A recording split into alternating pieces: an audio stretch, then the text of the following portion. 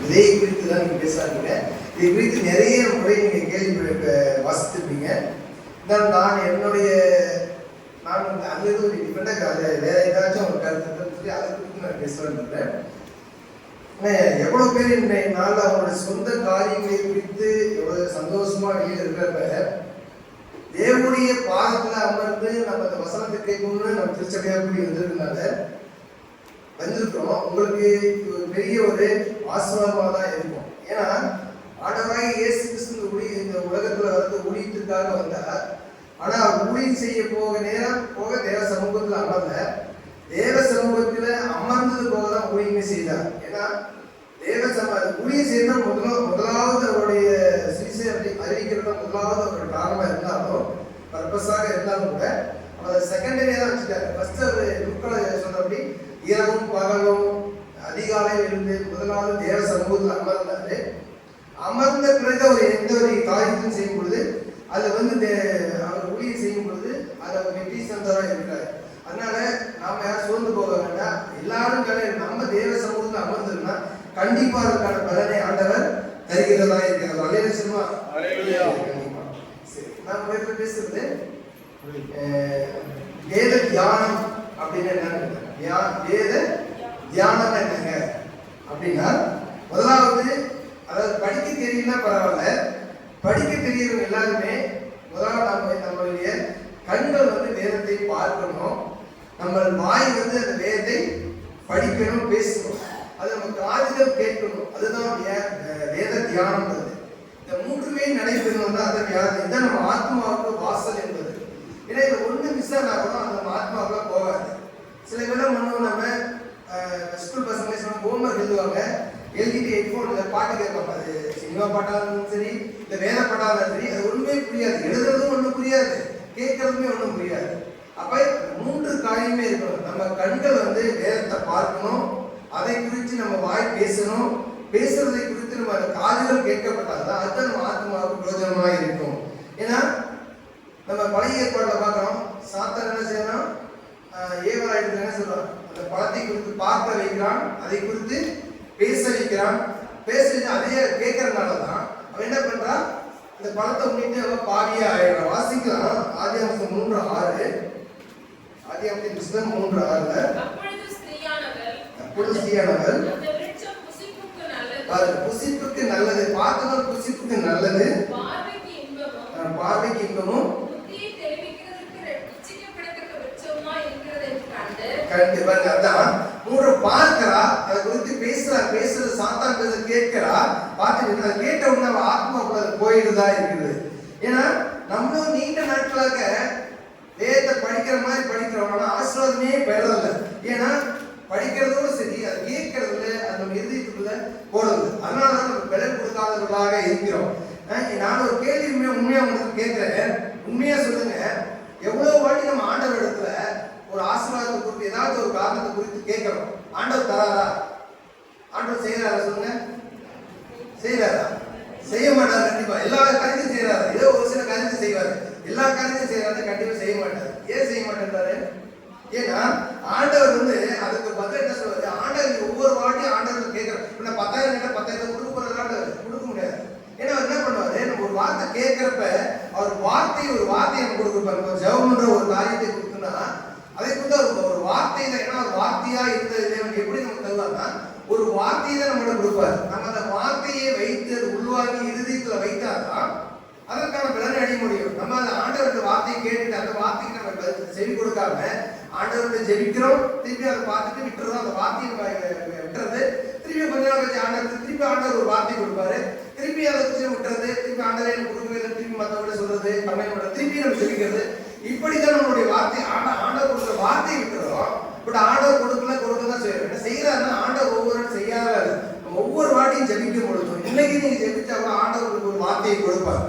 ஏன்னா ஆண்டவருடைய வார்த்தை வாயிலுக்கு ஒரு வார்த்தை வெறுமையாவே போவாது. வாசிக்கும் ஏசாயா புத்தகம் 55:11, ஏசாயா 55:11.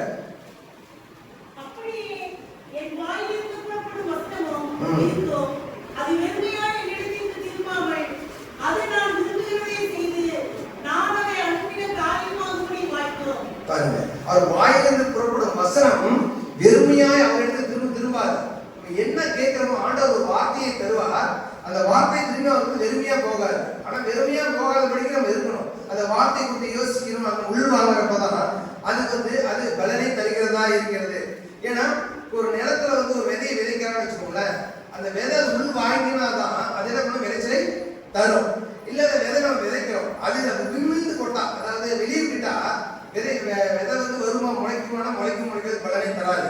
அது போலதான் ஆண்டவருடைய வார்த்தைகளை நம்ம கேட்கும் பொழுது அது உள்வாங்கும் பொழுதுதான் அதற்கான பலனை தர முடியும். ஏன்னா நம்ம நிறைய பேர் சொல்றேன், சொல்றேன் ஜெபிக்கிறோம், ஆனா அதை குறித்து நம்ம யோசிக்கிறது இல்லை. ஆனா எனக்கு பலன் தரல அப்படி நினைக்கிறோம். ஆனா அப்படி கிடையாது. ஆண்டவர் ஒவ்வொரு வார்த்தைக்கும் நமக்கு வார்த்தையை தருகிறவரா இருக்கிறார். அந்த வார்த்தை, அந்த வெளிப்பாட்டை நம்ம உள்வாங்குகிறவளா இருக்கணும். ஏன்னா நம்ம நிறைய பேர் பார்க்கிறோம், ஆனா ஆசையா இருக்கு. நிறைய பேர் நமக்கு திருச்சபையிலே வார்த்தைகளை சொல்ல இங்க பேசுறப்ப நிறைய பேர் எழுதுறாங்க ரைட்டிங், ரொம்ப சந்தோஷமா இருக்கு. ஏன்னா நிறைய பேர் அது ஆங்கிலத்திலையும் எழுதுறீங்க, நிறைய பேர் மலையாளத்திலையும் எழுதுறீங்க. ஆனா எழுதுறது நல்லது. எழுதுனாதான் இங்க எழுதுற சில நேரத்தில் கேட்கிறப்ப மறந்துடும். எழுதுனாக்கா அது வீட்டுல போய் பார்க்கறப்ப கண்டிப்பா யோசனையா வரும். ஏன்னா தேவன் எழுதாத யாருக்கும் வெளிப்பாட்டை தருதில்லை. ஏன்னா ஒருவேளை மத்தேயு கிட்ட ஆண்டவர் வார்த்தை எழுதுனா அந்த ஊமை கிட்ட படிக்க போறோம். எழுதுனா ஆண்டவர் கிட்ட மத்தேயு எழுதாம இருந்தா நீங்க பைபிள் எழுதிருக்காரு, மத்தேயு சுவிசேஷம் எழுதிருக்காரு. ஏன்னா எழுதுற பழக்கம் இருக்கணும். நான் பெருமையாக சொல்ல என் வைப்பு சொன்னேன், ஏன்னா நம்ம இதுல பெண்கள் எவ்வளவு திறமைசாலியா இருக்கிறாங்க. ஆனா சண்டேல 2 மாசமா வீட்டுல உட்காந்து போன மாட்டிட்டு நடந்து போயிட்டு இருந்து 2 பிரைஸ் வாங்கினப்ப எனக்கு ரொம்ப உண்மையா சந்தோஷமா இருக்குது பெண்கள் மீட்டிங்ல. ஏன்னா நான் பெருமையா சொல்லல, எழுத படிக்கிறதா அந்த வார்த்தை உள்ள போனாதான், இதயத்துல போனாதான் அது பலன் தருகிறதா இருக்கிறோம். ஏன்னா அண்ணன் சொல்றானே அதுக்காக நம்ம எழுதிடலாம், எழுதாத எல்லாமே எழுதாதீங்க. நாங்கள யார் பிரசங்கம்னாலும் உங்களுக்கு ஆண்டவர் அது சொல்றதுல என்ன வெளிப்பாட்டை கொடுக்கிறாரோ அதை நீங்க எழுதினா போதும். அப்படியே சொல்றதையே மனப்பாடமா எழுத வேண்டாம். உங்களுக்கு அந்த வார்த்தையிலிருந்து என்ன ஆண்டவர் வெளிப்பாடுகளை கொடுக்கிறாரோ அதை நீங்க எழுதுங்க. அப்பதான் நமக்கு அது புரியும். நம்ம சொல்றது எதுவும் நமக்கு புரியாத மாதிரி இருக்கும். அதனால நீங்க எழுதுங்க, அதை குறித்து படிங்க. நல்லா இறுதிக்குள் எப்பயுமே வேதத்தை கேட்டுக்கும் கூட அப்ப நமக்கு ஆண்டவர் பலன் தருகிறவரா இருக்கிறார். இப்ப வேதத்துக்காக வரும். மத்தேயு எழுதின சுவிசேஷம் 13ஆம் அதிகாரம் 1வது வசனம்.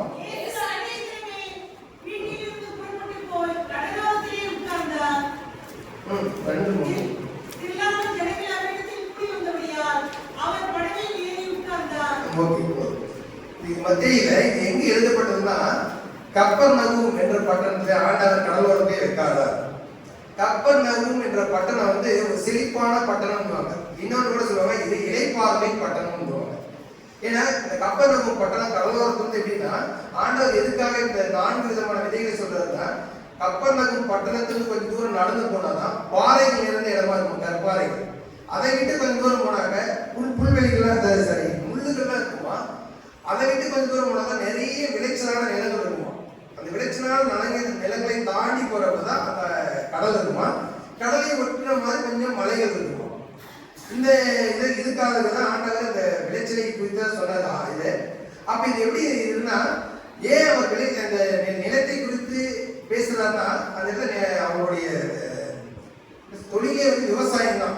ஏன்னா முதல் நம்ம எல்லா இடத்துலையும் விவசாயமா தான் இருக்கு. இப்ப இந்த நாகரிகம் பெருக சொல்லப்பட்டாங்க. அப்ப விவசாயமாக இருந்தபடியாக நிறைய ஆண்டவர் உண்மைகள் சொல்ல நிலத்தை குறித்து தான் முதல்ல சொல்லியிருப்பாரு. அப்ப இந்த கப்பர்நகூம் என்ற பட்டணம் ஒரு செழிப்பான பட்டணமாக இருந்தது. அந்த கப்பர்நகூம் பட்டணம் தான் மத்தேயு இருந்தார். மத்தேயு என்ன பண்ணியிருந்தார்னா ஆயத்துறையிலே வரி வசூல் செய்கிறவனாக இருந்தார், இந்த சகையை போல. அப்ப வரி வசூல் செய்து கொண்டிருக்கும் போது அதான் யூதராக இருந்தாலும் கூட யூதர்களிடத்திலே பணத்தை பெற்று அது ரோமரிடத்திலே பணத்தை கொடுக்கிறதாக இருக்கிறார் மத்தேயு. அதனால அதாவது எப்படின்னா சொந்த வீட்டிலேயே இருந்துட்டு நம்ம வாடகை அசலுக்கு தர மாதிரி இந்த மாதிரி இருக்கிறப்ப என்ன பண்ணாரு, எல்லா மக்கள்லாம் அவரை வெறுக்கிறாங்க. மக்கள்லாம் வெறுத்துட்டு அவங்க புறக்கணிக்கிறாங்க. மத்தேயு நம்ம நாட்டிலே இருந்து நம்மகிட்ட பணத்தை வாங்கி அதர் நாட்டுக்கு தராங்க, வேற நாட்டுக்கிட்டு. அந்த மாதிரி மற்ற சூழ்நிலை தான் இயேசு கிறிஸ்து மத்தேயுவை அழைக்கிறார். மத்தேயு 9:9 வாசிங்க. மத்தேயு 9:9.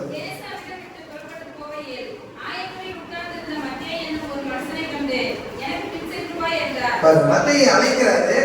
அழைத்தது அவர் எதுவுமே பேசல. உடனே என்ன பண்ணாரு, போயிட்டே இருந்தாரு. ஏன்னா மத்தேயுக்கு நிறைய உண்மைகளை எதுனா இருக்காரு. நான் அப்படி யோசிப்பேன், நிறைய பேருக்கு சுவிசேஷம் எதுக்காக மத்தேயு முதலாவது சுவிசேஷம்னா, மற்ற புக்குகளை பார்க்கும் புஸ்தகத்தை பார்க்கலையும் மத்தேயு சுவிசேஷத்துல அதிகமான உவமைகள் எழுதப்பட்டதா இருக்கிறது. ஏன் அவரை அழைத்தார்? மத்தேயு ஏன் அழைத்தார்? ஏன்னா அவன் அந்த நாட்டுக்கு விரோதமாக இருந்தாலும் கூட ஏன் அவனை அழைத்தார்னா, அவன் ஆண்டவர் நோக்கி பார்த்துருப்பார். அவன் ஆபீஸ்ல உட்கார்ந்து அந்த ஆயத்துறையில பணம் வசூல் பண்றது நேரம் போக வேதத்தை தான் படிச்சுட்டு இருப்பார் போல. ஏன்னா ஆண்டவர் சும்மா அழைக்க மாட்டாரு. எப்படிப்பட்ட சூழ்நிலை, ஏன்னா அவனோட சூழ்நிலை என்னன்னா, அவனோட ஒர்க் அந்த மாதிரி, அந்த அவருக்கு வந்த வேலை அந்த மாதிரி. ஆனா அவர் நிறைய ஞானம் படைத்தவர், புலமை பித்தவராக இருந்தார். ஏன்னா வேதத்தை படிக்காத காலத்துல, ஏன்னா நமக்கு நம்ம இப்ப இருக்கிற காலத்துல புஸ்தகம் இருக்குது, புஸ்தகத்துக்கு பக்கத்துல இருக்குது, ஏதோ ஒரு கேட்டா நம்ம திருப்பி படிக்கிறோம். அந்த காலத்துல புஸ்தகம் இல்லாத சூழ்நிலை, போன் இல்லாத சூழ்நிலை. அவர் எப்படி படிச்சிருப்பாரு? அப்ப தோல் சுருள் தான் வருது. ஆதியாகம்னா அதுக்கு ஒரு தோல் சொல்றோம், ஏசாயா, எரேமியா, அப்படி நிறைய புஸ்தகம் இருக்கும். ஆனா ஒவ்வொரு புஸ்தகம் ஒவ்வொரு தோல் சொல்லா இருந்தது. அவர் எப்படி படித்திருந்தார்னா, அந்த காலத்துல சும்மா அந்த புதிய ஏற்பாட்டில் மத்தேயு சுவிசேஷத்துல சுமார் 60 முறை ஏசாயா அப்படி சொன்னாரு, எரேமியா அப்படி சொன்னாரு, எலியா அப்படி சொன்னாரு, தீர்க்கதரிசி சொன்ன ஒவ்வொரு முறையும் அவர் எழுதியிருக்காரு. 60க்கும் மேற்பட்ட பழைய ஏற்பாடுகளின் புஸ்தகத்தை கோட் பண்ணி எழுதியிருக்காரு. அவர் இந்த தீர்க்கதரிசினா நிறைய உரைக்கப்பட்டது இப்படி நடந்தது அப்படின்ட்டு. அப்படிப்பட்ட ஒருவராக ஞானம் மிகுந்தவராக இருந்தார் நம்ம மத்தேயு. இப்படியாகத்தான் மத்தேயு அந்த யூதர்கள்லாம் புறக்கணித்தாலும் வெறுத்தாலும் கூட, ஆனா ஆண்டவர் பார்த்தார், கர்த்தராகிய இயேசு கிறிஸ்து மத்தேயுவை அதெல்லாம் அழைத்தார். உலகத்துல இப்படிதான் நம்ம இந்த உலகத்துல இருக்கிற பூமியில நிறைய பேர் நம்மளை வெறுக்கலாம், நம்ம அதை புறக்கணிக்கலாம். ஆனா ஆண்டவர் எப்படி மத்தேயுவை அழைத்தாரோ அதுபோல் நம்மளையும் அழைப்பார். அவருக்கு கொடுத்த அங்கீகாரத்தை நமக்கு கொடுப்பார். மத்தேயு எப்படி பயன்படுத்தினாரோ அப்படி ஆண்டவர் நம்மளையும் பயன்படுத்துகிறதா இருக்கிறார். இப்ப மத்தேயு சுவிசேஷத்துல இருக்கிற ஊமைகளை குறித்து இப்ப பார்ப்போம். ஊமைன்னா என்ன? ஊமை அப்படின்னா என்னன்னா, ஊமை வேதத்துல எழுதப்பட்டு இருக்குங்க. ஊமைகள் வேதத்துல 70 எழுதியிருக்கு. ஆனா இல்லைன்னா ஊமைக்கு எபிரேயம்ல மார்ஷல் சொல்லுவாங்க. அதே ஊமை என்பது வேறு, உருவகம் என்பது வேறு. நிறைய வேதத்துல, நம்ம வேதத்துல தமிழ் பைபிள்ல ஓமை ஓமை ஓமை தான் எழுதிருப்பாங்க. ஆனா ஓமை என்பது வேறு, உருவகம் என்பது வேறு. இது ரெண்டு என்ன டிஃபரெண்ட்னா, ஓமை என்பது பேரப்படுவாங்க, உருவகம் என்பது மெட்டப்படுவாங்க. ஓமை என்ன, இது ரெண்டு என்ன டிஃபரெண்ட்னா, ஓமைன்னா கதை வடிவில் சொல்றது. ஓமைன்னா நம்ம என்ன இங்கிலீஷ் பைபிள் கொஞ்சம் மாற்றமா போட்டிருப்பாங்க, நம்ம எல்லாமே ஓமை ஓமை தான் போட்டிருப்பாங்க. ஓமை என்பது கதை வடிவில் சொல்றது. என்னன்னா, விதைக்கிறவன் ஒருவன் விதைக்கப்படப்பட்டான், இல்ல வீட்டெஜமான் தூர தேசத்துக்கு புறப்பட்டான், நம்ம சொன்ன ஒரு ராஜா இருந்தான், ஒரு அப்படி கதை சொல்றது. அந்த கதை வடிவில் சொல்றதுதான் ஓமை என்பது. உருவகம் என்பது என்னன்னா, நிஜ வாழ்க்கையில் பார்க்கக்கூடியதை சொல்றதுதான் உருவகம் என்பது. வானத்தை பாருங்கள், பறவைகளை பாருங்கள், ஆண்டவர் ஊமை சொல்லியிருப்பார். அது உருவகம். ஆனா இப்ப பைபிள ஓமையா தான் சொல்லியாச்சு. அப்ப ஓமைகள் மொத்தம் இருக்கிற வேதத்துல 39 சில பேர் ஒரு ஊமையை ஒன்று ரெண்டா எக்ஸ்ட்ரா பிரிச்சுனால 40 பட் ஆனா ஓமைகள் 39, ஓமைகளும் உருவகம் சேர்ந்தா ஒரு 70 வரும். ரெண்டுமே சேர்க்கப்படுது 70 இருக்கு. ஆனா இப்ப நம்ம உருவகத்தை பார்த்து படிக்கல, ஊமையை குறித்து தான் பேசுறோம். ஊமையை குறித்து ஊமை என்றால் என்ன அப்படின்னா, ஊமை என்பது தேவனுடைய ராஜ்யத்தின் ரகசியங்கள். ஓய்வு என்பது தேவனுடைய ராஜ்யத்தின் ரகசியங்களை குறிக்கிறதா இருக்குது. அதாவது தெரியாதவற்றை தெரியாதவற்றை தெரிந்தவற்றோடு ஒப்பிட்டு பேசுவது, அதான் ஊமைன்றது. அதாவது பூமிக்குரிய கதைகளை சொல்லி பரலோகத்தின் ரகசியங்களை வெளிப்படுத்துவதுதான் ஊமை என்பது. அதாவது கதை வடிவில் சொல்றது, கதை பூமிக்குரியது, ஆனா கருத்தானது பரலோகத்திற்குரியதாக இருக்கிறது. இன்னொன்று இரண்டாவது என்னன்னா, இது பழைய ஏற்பாடு மற்றும் புதிய ஏற்பாட்டின் மூலக்கதையாக மூல உபதேசங்களை அடங்கியுள்ளது. மூன்றாவது, இந்த ஊமைகள் மிகவும் ஆழமானது. இது நிறைய சபைகள் பைபிள் கிளாஸ் தான் ஒவ்வொரு மாஸ்டர் படிக்கலாம், ஒவ்வொரு இடத்துல ஒவ்வொரு மாதிரி சொல்றதுனால நிறைய நம்மளே விதைகளை பற்றி யாரும் பேச மாட்டாங்க, ஊமைகள் பற்றி பேச மாட்டாங்க. ஏன்னா ஒவ்வொரு இடத்துல ஒவ்வொரு மாதிரி கருத்துக்கள் வரும். ஆனா நிறைய அவங்க பேசுறதில்ல. ஆனா இயேசு ஏன் இந்த ஊமைகளாக பேசினார்? இயேசு எதுக்காக ஊமைகளாக பேசணும் அப்படின்னா, 3 காரியங்கள். ஒன்று, அவர் தீர்க்க தரிசனங்கள் நிறைவேறும்படி பேசினார். வாசிக்கலாம், சங்கீதத்தின் புஸ்தகம் 78ஆம் அதிகாரம் 2-3. சங்கீதம் 78. என் வாயை ஊமைகளால் திறப்பேன், பூர்வ காலத்து மறைபொருளை வெளிப்படுத்துவேன். அறிந்தோம் பாருங்க, ஆண்டவர் ஊமைகளாக பேசினது மறைப்பொருள்களை வெளிப்படுத்துவார் என்பது ஆதி காலத்து தேவனாகி கர்த்தரே முன்னிறுத்தது தான். இந்த ஊமைகளாக கர்த்தராகிய இயேசு உலகத்துக்கு தான் என்று பேசுவார். மறைப்பொருளை வெளிப்படுத்துகிறதுக்காக இந்த ஊமைகளை பேசினார் என்று சொல்கிறோம். இரண்டாவது என்னன்னா, மத்தேயு சுவிசேஷம் 13:1-3 வாசிங்க. இயேசு அன்றைய தினமே வீட்டிலிருந்து புறப்பட்டு போய் கடலோரத்திலே உட்கார்ந்தார். திரளான ஜனங்கள் அவரிடத்தில் கூடி வந்தபடியால் அவர் கடலில் ஏறி உட்கார்ந்தார். ஜனங்கள் எல்லாரும் கரையிலே நின்றார்கள். அவர் அநேக விசேஷங்களை ஓமைகளாக அவர்களுக்கு சொன்னார். கேளுங்கள், விதைக்கிறவன் ஒருவன் விதைக்க புறப்பட்டான். இரண்டாவது என்னன்னா, இயேசு அவர் ஊமைகளாக பேசினார். ஏன் அவர் ஊமைகளாக பேசணும் அப்படின்னா, இயேசு கிறிஸ்து வாழ்ந்த காலத்துல ஜெப ஆலயங்கள் தான் அவர் நிறைய பிரசங்கித்தார். ஜெப ஆலயம் வந்து ஒரு 100 பேர், ஆலயம்னா 1000-2000 பேர் உட்காரலாம். ஜெப ஆலயத்துல ஒரு 100 பேர் தான் யூதர்கள் உட்காராங்க. அவரை பார்த்தீங்கன்னா அவர் பேசுகிற வார்த்தை முதல்ல எல்லாம் ஆதரிச்சாங்க. ஆனா கொஞ்ச நாள் ஆக பார்த்தீங்கன்னா அவர் பேசுறதுக்கு அந்த யூதர்களும் அந்த பரிசேயர் சதுசேயரும் விவாதம் பண்ண ஆரம்பிச்சாங்க. அவர் எதை கேட்டாலும் எதை சொன்னாலுமே அதை குறிச்சு ஒரு நன்மை செஞ்சாலுமே ஒரு அற்புதம் செஞ்சாலுமே அதை குறித்து வந்து ஏதாச்சும் ஒரு விவாதம் பண்றது, அது தவறுன்றது, இப்படி ஏதாவது ஒரு காரியங்கள். அதாவது மத்தேயு 9 படிக்கிற 12 முடியும் படிச்சுக்கிற அதிகாரங்களை அவர் எதை பேசினாலும் அதற்கு விதந்தாவதமாக ஒரு கேள்விதான் கேட்பாங்க, மறுப்பாங்க. அவர் பேசுறதுனாட்டு வாதம் பண்ணுவாங்க. அது அவன் ஆண்டவர் பார்க்கறப்ப வாசிங்க ஒரு சில வசனங்கள். மத்தேயு 9:2-3 வாசிங்கள. ஒரு அற்புதம் தான் செய்யறாரு.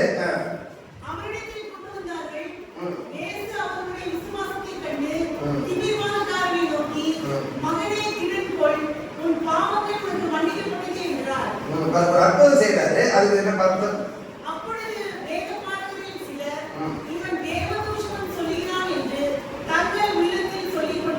பாருங்க, அவங்க அது நன்மை தான் செய்யறாரு, அதுக்கு ஒரு தூஷணம் பண்றாரு. அதே போல 10-11 வாசிங்க. 9:10-11.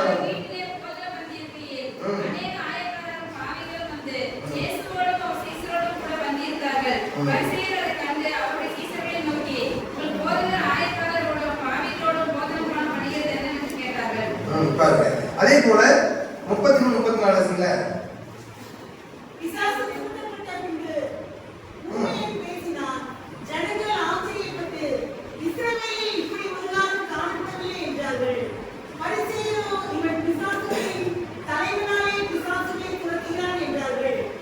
எதை கேட்டாலும் எது ஆண்டவர் செஞ்சாலும் அது ஒரு குறை குற்றம் ஏதாவது விவாதம் பண்றாங்க. இது நல்லதுன்னு நினைக்கிறது. ஆண்டவர் பார்த்துட்டே இருந்தாரு. பார்த்துட்டு என்ன பண்ணாரு, அவங்கள ஆண்டவர் வந்து பிரசங்கம் பண்ணது அநேகர்கள் அவங்க செய்யல. அதனால வந்து நான் பேச மாட்டேன். இனி நான் பேசினா உங்களிடத்துல ஊமைகளாக தான் பேசுவேன். சப்போஸ் உங்களுக்கு தேவை, அந்த ஊமைகளை குறித்து ஒரு விளக்கம் தேவைன்னா என்னிடத்துல வந்து கேளுங்க, நான் உங்களுக்கு விளக்கத்தை கொடுக்குறேன் அப்படின்றாரு. ஏன்னா சீசர்கள் வந்து அவரிடத்துல அந்த ஊமைகளை குறித்து கேட்கிறப்ப விளக்கத்தை கொடுக்கிறவங்க இருந்தார். அதனால யூதர்களோ அந்த பரிசேயரோ சதுசேயரோ அதை குறித்து கவலைப்படல, அவருடைய விவாதம் பண்ணுகிறதா இருக்காரு. ஏன்னா போர்சேயர்கள் கூட, அந்த ரோமப்பிரியா இருக்கிற போர்சேயர்கள் கூட இயேசு கிறிஸ்து பேசுறது வந்து ஆதரிச்சாங்க. வாசிங்களா, யோவான் 7:46 பாருங்க. யோவான் 7:46.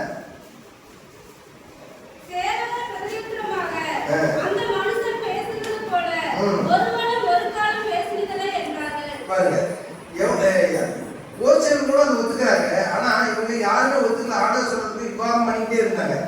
அப்ப என்ன பண்ண, இந்த கூட்டமான திரளான கூட்டம் பார்க்கிறோம். அப்ப 13 திரளான கூட்டம் இப்ப கடற்கரையில் வந்துட்டாங்க. ஆண்டவர் பார்க்கிறார், அவர்களுக்கு ஊமையாக பேசுகிறார். ஏன் ஊமையாக பேசுகிறார்னா, நிறைய பேர் ஆர்வத்துல அவரை தொடர்ந்து வராங்க. ஏதாச்சும் நன்மை கிடைக்குமா, இல்ல அவரிடத்துல ஒரு அற்புதம் கிடைக்குமா, இல்ல அவர் இந்த சாப்பாடு 5 அப்பத்துல 5000 பேர் போச்சுட்டாரு, நமக்கு எதாவது கிடைக்குமா, ஏன்னா விவசாய தொழில்னால ஏதாச்சும் கிடைச்சா பரவாயில்ல அப்படின்னு வந்தப்ப ஆண்டவர் என்ன பண்றாரு, அவர்களுக்கு மத்தியில சத்தியத்துல வாங்கிட்டு தேடுகிறவர்களை பிரித்தெடுப்பதற்காக ஊமைகளாக பேசினார். இதை 2வது பேசினது. ஏன்னா பரிசேய சரினா அது பரிசேய ஆவின்வாங்க, எதை சொன்னாலும் குற்றம் சொல்லுவாங்க. அது ஒரு நாள் ஒரு யூடியூப்ல வச்சு பார்க்கறப்ப ஒரு மாசம் சொன்னாரு, ஒரு மெசேஜ் நான் 1.5 மணி நேரம் போடுறாங்க. 1.5 மணி நேரம் மெசேஜை கேட்கறதுக்குள்ள 2 நிமிஷத்துல எனக்கு 100 டிஸ்லைக் வருது. ஏன்னா என் மெசேஜ் கேட்டுட்டு போட்டா கூட நான் பரவாயில்ல, கேட்காமையே போடுறாங்கன்ற. அதான் பரிசேய ஆவி. எது செய்தாலும் குற்றம் குற்றம் குற்றம்.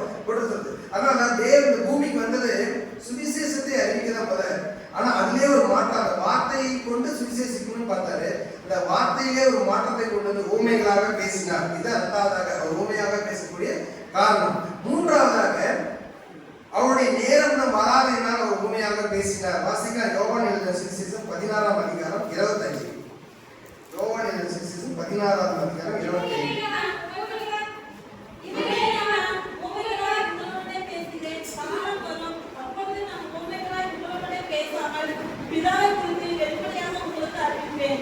நான் ஊமைகளாய் உங்களோட பேசுகிறேன், காலம் வரும் அப்பொழுது நான் ஊமைகளாய் உங்களுடனே பேசாமல் பிதாவை குறித்து வெளிப்படையாக உங்களுக்கு அறிவிப்பேன். அது அவருடைய நேரம் வராதனால அவர் ஊமைகளாக பேசுகிறார். 29 வாசிங்க.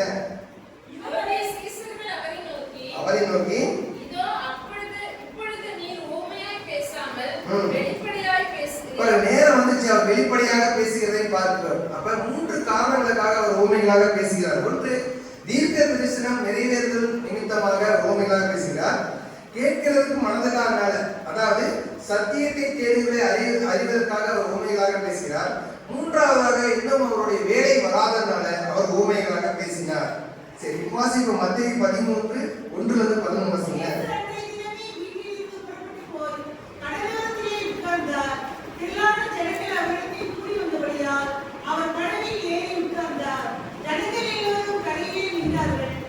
அவர் அநேக விசேஷங்களை உண்மைகளாக அவருக்கு சொன்னார்.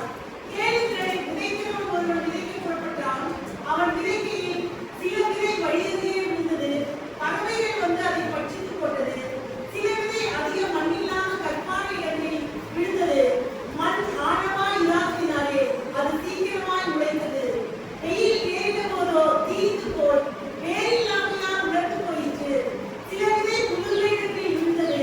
முள் வளர்ந்து அதை நெருக்கி போட்டது. சில விதையோ நல்ல நிலத்தில் விழுந்து சிலது 100ஆகவும் சிலது 60ஆகவும் சிலது 30ஆகவும் வளர்ந்தது. கேட்கிறதற்கு காதுள்ளவன் கேட்கிறவன் என்றார். அப்பொழுது சீஷர்கள் அவரிடத்தில் வந்து, ஏன் அவர்களுடைய உண்மைகளாக பேசுகிறீர்கள் என்று கேட்டார்கள். அவர்களுக்கு அவர் பிரதியுத்தரமாக, பரலோக ராஜ்யத்தின் ரகசியங்களை போதும். அவர்களுக்கு அவர் பரலோகத்தின் ராஜ்யம். ஊமை எதை குறித்து பேசுதுன்னா பரலோகத்தின் ரகசியங்களை பேசுகிறதா இருக்கிறது. ஊமைன்னா ஊமைன்னா கதை சொன்னா அது என்ன? பரலோகத்தின் ரகசியங்களை பேசுகிறதா இருக்கு. பரலோகத்தின் ரகசியம் என்றால் என்ன அப்படின்னு ஒரு கேள்வி. பரலோகத்தின் ரகசியம் ஊமை எல்லாமே பரலோகத்தை குறித்து தான் பேசுகிறீங்க. 39 ஊமைகள் எல்லாமே பரலோகத்தை குறித்து தான் பேசுகிறது. இப்ப பரலோகத்தின் ரகசியம் என்னன்னா விளங்குனா பரலோகத்தின் ரகசியத்தை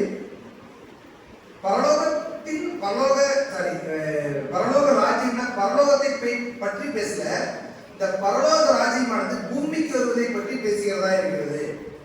புரியுதுங்களா? பரலோக ராஜ்யம்னா பரலோக ராஜ்யத்தை குறித்து பேசல. இந்த பரலோக ராஜ்யம் பூமிக்கு வருவதை குறித்து பேசுகிறதா இருக்குது. ஏன்னா அப்ப பூமி, இந்த பரலோக ராஜ்யம் பூமிக்கு வந்தா பூமி ஆட்சி செய்தா இந்தியா, பாகிஸ்தான், அமெரிக்கா போல ஒரு ராஜ்யம் வரும். அந்த ராஜ்யத்துல வந்து நம்ம ஆட்சி செய்யறாங்க ஆண்டவர் இயேசு கிறிஸ்து. அப்படி இல்லை, பூமிக்குரியது. வசனம் வாசிங்க, யோவான் 10:36. இயேசு பிரதியுத்தரமாக, என் ராஜ்யம் இவ்வுலகத்துக்குரியதல்ல. ஆண்டவர் வந்து பரலோக ராஜ்யம் இந்த உலகத்துக்கு உரியது அல்லன்றார். உலகத்துக்கு உரியது அல்லன்னா ஆண்டவர் பரலோக ராஜ்யம் பூமிக்குரியது அல்ல. ஆனா பூமிக்கு வராது. பரலோக ராஜ்யம் பூமிக்கு வருதுன்னா என்னன்னா அவர் வந்து பிரைம் மினிஸ்டராவோ சீஃப் மினிஸ்டரோ வாழதான் வருது. ஏன்னா வாழும் நினைச்சு எப்பயும் வாழ்ந்துருக்கலாம். ஒரு வசனம் கூட இருக்கும். அது வாசிங்க. அதுக்கு என் ராஜ்யம் இவ்வுலகத்துக்குரியதானால் நான் ஒருவருக்கு ஒப்புக்கொடுக்கப்படாதபடிக்கு என் ஊழியக்காரர் போராடி இருப்பார்களே. பாருங்க, ஊழியக்காரர் போராடி இருப்பாங்க. அவர் வந்து பிரைம் மினிஸ்டர் சீஃப் மினிஸ்டர் வாழணும், இந்த உலகத்தையே வரனா வாழ்ந்துருப்பாரு. ஆனா இந்த பூமிக்குரிய இந்த பரலோக ராஜ்யம் வந்து பூமிக்குரியது அல்ல. அப்ப பூமிக்குரிய அப்படின்னா எதற்குரியது ஒரு கேள்வி வருது. பூமி உலகத்துக்குரியது அல்ல பரலோக ராஜ்யம். இப்ப எதற்குரியது ஒரு கேள்வி வரும். எதற்குரிய லூக்கா எழுதின சுவிசேஷம் 17:21 லூக்கா எழுதின சுவிசேஷம் 17:21 இதோ இங்கே என்றோ அதோ அங்கே என்று சொல்லப்படுவதற்கோ கேட்டுவிடாதே. இதோ தேவனின் ராஜ்யம் உங்களுக்குள் இருக்கிறதே என்றார். பாருங்க, பரலோக ராஜ்யம்ன்றது அங்க இருக்கிறது இங்க இருக்கிறது இல்ல. அது எங்க இருக்கிறதா? இன்னர் பீயிங், நம்ம உள்ளுக்குள்ள இருக்கிறது. அப்ப உள்ளுக்குள்ளனா எங்க இருக்கிறது? பரலோக ராஜ்யம் நம்முடைய இருதயத்தில் இருக்கிறது பரலோக ராஜ்யம். அப்ப தேவன் பிடிக்க நினைக்கிறது, பிடிக்க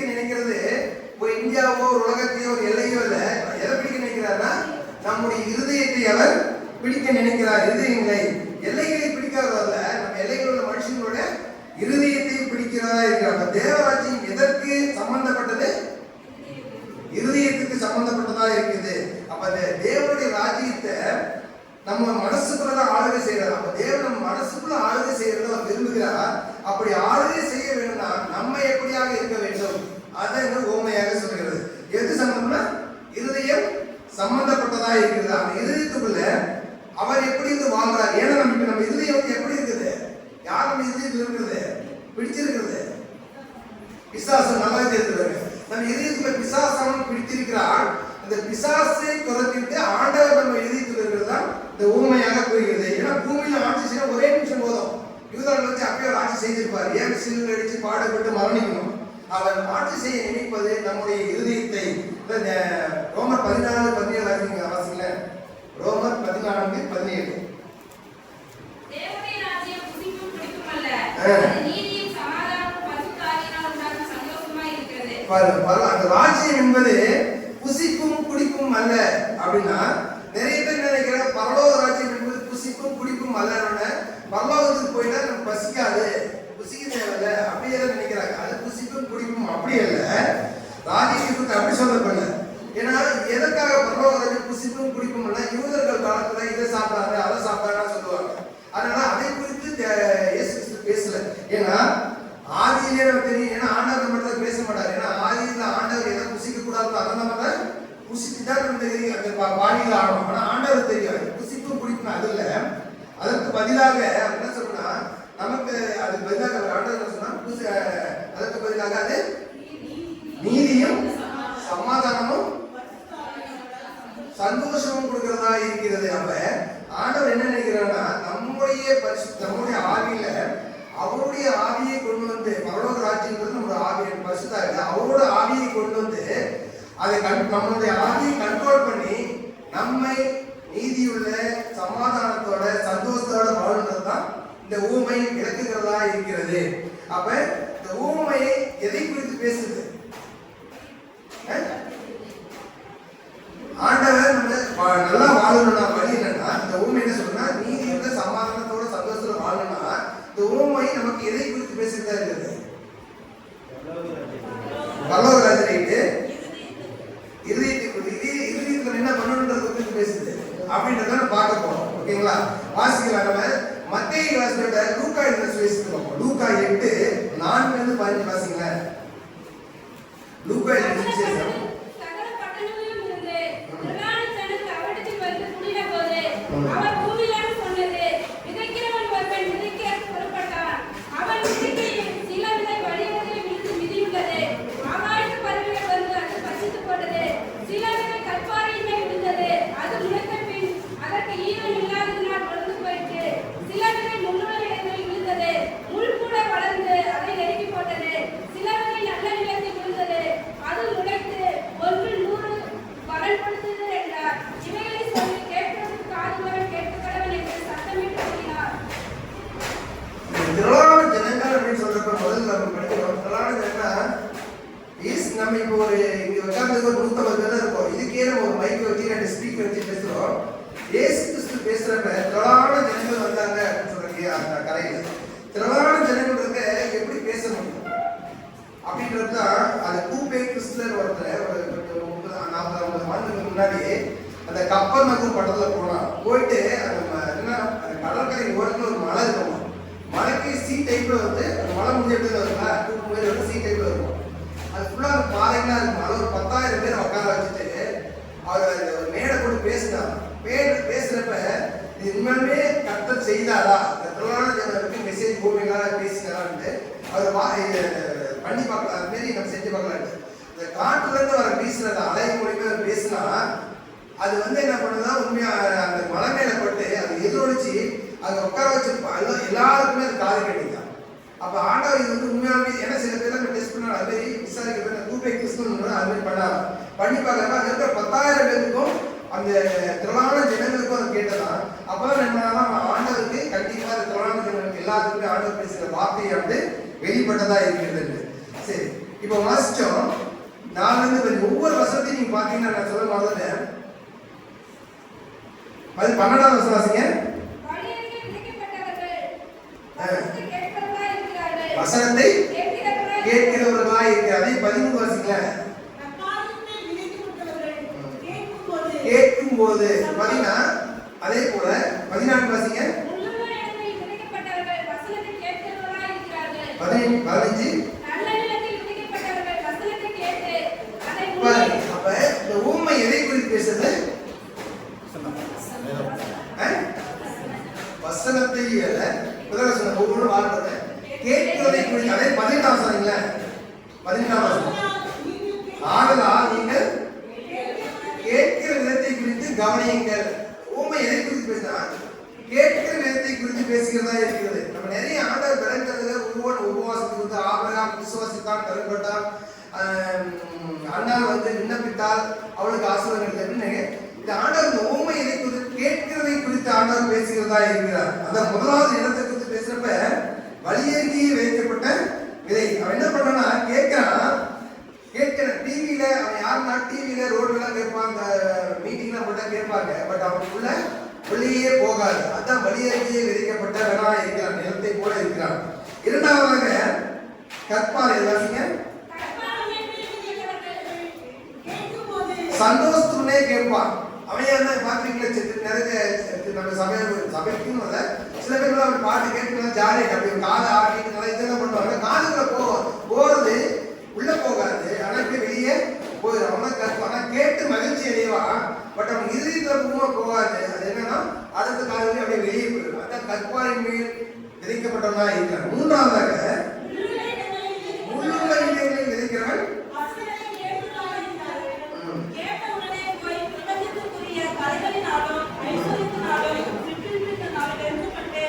அவன் என்னன்னா தேவனிடத்துல தேடுறது எதுக்குன்னா வசனத்தை கேட்கணும், இல்ல அவரை குறித்து அறிஞ்சுக்கணும் அப்படி கேட்கறத. திருச்சபைக்கு போய் நம்ம கேட்டாக்க நமக்கு என்ன லாபம், அதனால நமக்கு என்ன எதாவது சித்தின் அதான் இங்க முடிச்சுட்டு அங்க போய் சந்தோஷமா இருக்கும். இந்த சந்தோஷம் அதைத்தான் நாடி வர பாருங்க. அவன் தான் உள்ளுள்ள இடங்களிலே இருக்கிறான். நான்காவதாக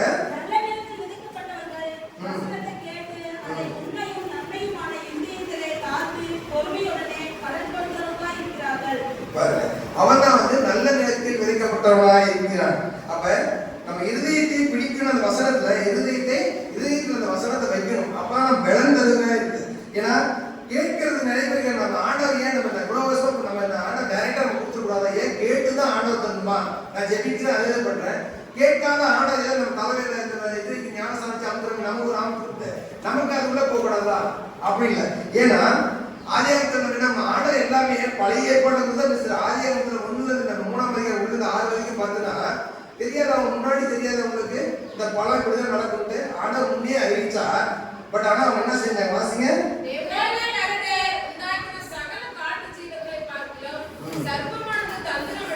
தந்திரம் உள்ளதா இருக்கிறது.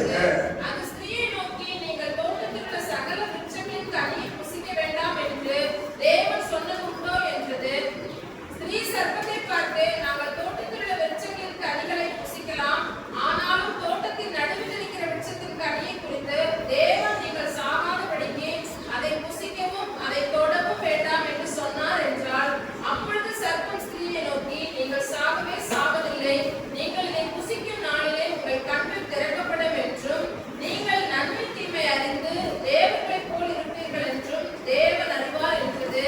அப்பொழுது ஸ்திரீயானவள் அந்த விருட்சம் புசிப்புக்கு நல்லதும் பார்வைக்கு இன்பமும் புத்தியை தெரிவிக்கிறதுக்கு இச்சிக்கப்படத்தக்கவற்றுமாய் இருக்கிறது என்று கண்டு அதன் கனியை பறித்து புசித்து தன் புருஷனுக்கு கொடுத்தாள். அவனும் புசித்தான். சாத்தானும் தன்னுடைய இருதயத்தை ஸ்தாபிக்க கையாள மெத்தட் இருந்தாங்க. பார்க்க வைத்தான், அதை குறித்து பேச வைத்தான், அதை சாப்பிட்டு என்ன பண்ணாங்க, அதே எப்படி அவங்க கேப்சர் பண்ணி எப்படி பிடிக்கணும்ட்டு அவங்க அந்த தந்திரத்தை வச்சான். அதையே தான் ஆண்டவர் நமக்கு கர்த்தராகிய இயேசு கிறிஸ்து அந்த மெத்தேடை தான் ஃபாலோ பண்ணாரு. முதல்ல வார்த்தையை நாம பார்க்கணும், அதை குறித்து பேசணும், அதை குறித்து கேட்கிறப்பதான் தேவராஜ்யம் பரலோக ராஜ்யம் அடையும் இருதயத்தை வந்து அடைகிறதா இருக்குது. அந்த மெத்தேட் தான் ஆண்டவர் ஃபாலோ பண்றது. இந்த பழைய ஏற்பாடுகள்னா அதே தான். தேவராஜ்யம் வந்தாதான் நம்ம என்ன பண்ணோம், நம்ம வசந்த வாழ்க்கை நீதி உள்ள சமாதானமான சந்தோஷமான வாழ்க்கையை வாழ முடியும். ஏன்னா வார்த்தையை மட்டும் கேட்டு போறது யூஸே இல்லை. வார்த்தை கேட்டால் உள் வாங்கணும். அதுதான் வந்து ஆண்டவர் சொல்றதா இருக்குது. நல்ல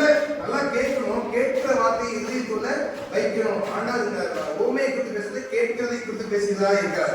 ஏன்னா நல்ல நிலத்துல வாழ்ந்தாதான், நல்ல நிலத்துக்கு தான் பேசுறோம், நல்ல நிலத்துல வந்து அதிக பலனை நாம் கொடுக்கிறவர்களாக இருக்கிறோம்.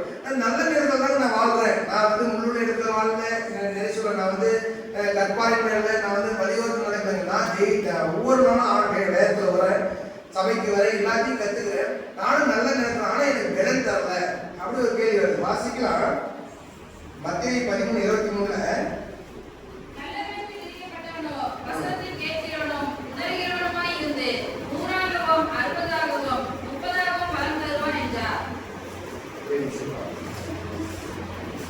முப்பதாகவும் 100ஆகவும் நல்ல நிலத்துல இருந்தா கெட்ட நிலத்துல இருக்குன்னா நல்ல நிலத்தில் இருந்தவன் 100ஆகவும் 30 60ஆகவும் 30ஆகவும்.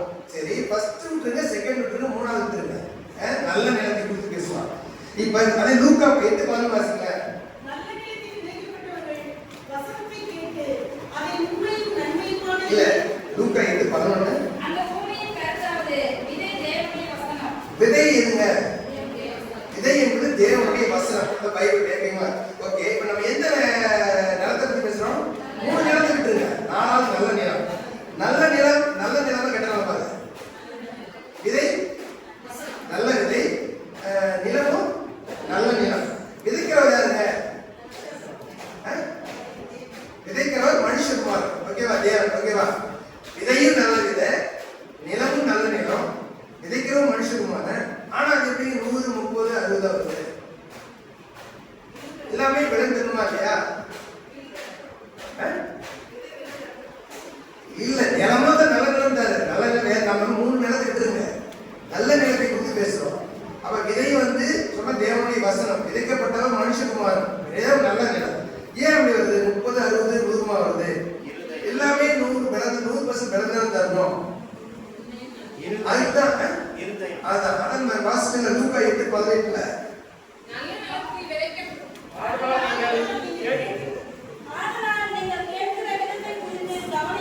கேட்கிற விதத்தை குறித்து கவனிக்கணும். எல்லாருமே சர்ச்சுக்கு வரோம், ஆனா கேட்கிற விதத்தை குறித்து கவனிக்கணும். நிறைய பேர் என்ன பண்றது, வந்து தூங்குற மாதிரி பண்றது, வந்துட்டு சபை மக்கள் தான் கேட்கிற விதம் ஒவ்வொருத்தர் அறகுறையா கேட்கறதுனா ஏன் அவங்க பலன் எடுத்தாங்க. இதுதான் நல்ல நிலமாக இருந்தாலும் கூட இப்படி நம்ம 30, 60, 100. அப்ப நாம் எப்படி இருக்கணும்னா 100% எல்லாமே பலன் கொடுக்கிறவர்களாக இருக்க வேண்டும். அதுதான் ஆண்டவர் விரும்புறது. ஏன்னா சில பேர் நினைப்பாங்க, நான் 10 வருஷமா வரேன், 2, 3 தலைமுறையாக வரேன், ஆனா இன்னும் எனக்கு பலன் கிடைக்கலாம். இதுதான் வந்து சும்மா உட்காந்துட்டு போனா பலனே கிடையாது. கேட்கணும், வசனத்தை கேட்கிறவங்க தான் அந்த பலனை அறிகிறவர்கள். ஆண்டவர் அந்த வசனத்தை கேட்க, அந்த வசனங்கள் நம்ம இதயத்தை உள்ள போக போகதான் நம்ம 100% பலன் தருவதா இருக்கும். ஏன்னா சில பேர் பாருங்க, உட்காருவாங்க, அலட்சியமா பார்ப்பாங்க. எப்படி? ஆனா ஆண்டவர் யோசிப்பாரு, அலட்சியமா பாக்குறாங்களா, கவனமா கேட்கிறாங்களா, இல்ல ஆர்வத்துல கேட்கிறாங்களா, அறியாமல கேட்கிறாங்களா, அறிந்து கொள்ளணும்னு கேட்கிறாங்களா? இந்த கேட்கல இத்தனை விதம் இருக்குது. நம்ம எந்த விதத்துல கேட்கிறோம்? அறிந்து கொள்ளணும் கேட்கிறோமா, இல்ல அறியாம சும்மா ஏதோ ஏன்னா தோணும் 4 பேர் நம்மள உட்காந்து கூட கேட்கிறோம்? அதை குறித்து ஆண்டவர் இந்த முதலாவது உண்மை கூட கேட்கிற விதத்தை குறித்து கேட்கிறார். நம்முடைய அடிப்படை என்னன்னா, நீங்க எந்த விதத்தில் கேட்கிறீர்கள், அதான் முக்கியமே. ஏன்னா தேவ ஊழியர்கள் நிறைய பேர் பேசுறப்ப நம்ம என்ன பண்றோம் தெரியுங்களா? இப்ப இந்த விதையை பத்தி பேசினாக்க நிறைய பேர் நீங்க 100 கோடி கூட வசனத்தை கேட்கலாம். சரி, என்ன பண்ணுவோம்? இதை கேட்ட தினம் கேட்கிறோம், அப்படியே அலட்சியப்படுறது, காதுகளே போகாம நம் காதுகள் அழைக்கப்படுறது, வசனத்தை கேட்கறது. அப்ப இவர் பேசுனா பேச போறாரு, பேசினா பழசதான் பேச போறாரு, புதுசா என்ன பேச போறாரு, தப்பாதான் பேசுவாரு. அப்படி இல்ல, அவர் தப்பா பேசினாலும் அதுல 2 காரியம் நல்லதா இருக்கா, தேவனை குறித்து பேசுறத அதை கேட்கிறவங்களா இருக்கும். அப்படி நம்ம ஒவ்வொரு வார்த்தையும் கேட்கும் பொழுதுதான் கேட்கதான் அந்த இறுதிக்கு நம்ம இறுதியில இந்த அஸ்தமானதெல்லாம் போயிட்டு இந்த நல்ல வார்த்தைகளை நம்ம ஆண்டவருடைய வார்த்தையை கேட்கும் பொழுதுதான் இந்த 4ஆம் நிலத்துல 100% பலம் விளைச்சலை தந்த மாதிரி நம்ம வாழ முடியும். இந்த 4ஆம் நிலம் 100 பலன் கொடுத்த விளைச்சலை காணும் பொழுதுதான் ஆண்டவர் நமக்கு நீதி உள்ள சமாதானமான சந்தோஷமான வாழ்க்கை தருவார். அதான் இந்த ஓமை என்ன சொல்லுகிறது? இந்த ஓமை என்ன சொல்லுதுன்னா, பரலோக ராஜ்யத்தின் ரகசியத்தை சொல்லுகிறதா இருக்கிறது. இந்த 4 நிலங்கள 4ஆம் நிலம் தான் நமக்கு முக்கியமானதாக இருக்கிறது. ஏன்னா அதுல வந்து ஒரு 30 மடங்கோ 60 மடங்கோ வந்து நம்ம வந்து பலனை தரக்கூடாது. 100% 100% வந்து பலனை தருகிறவர்களா இருக்கணும். அப்பதான் ஆண்டவர் வாழ்க்கையில நம்ம நீதி உள்ள சந்தோஷமான ஒரு சமாதானமான வாழ்க்கையை நாம ஆண்டவர் தருகிறவர்களா இருக்க. தேவத்தாமே எங்கள் ஒருவரையும் ஆசீர்வதிப்பார்கள்.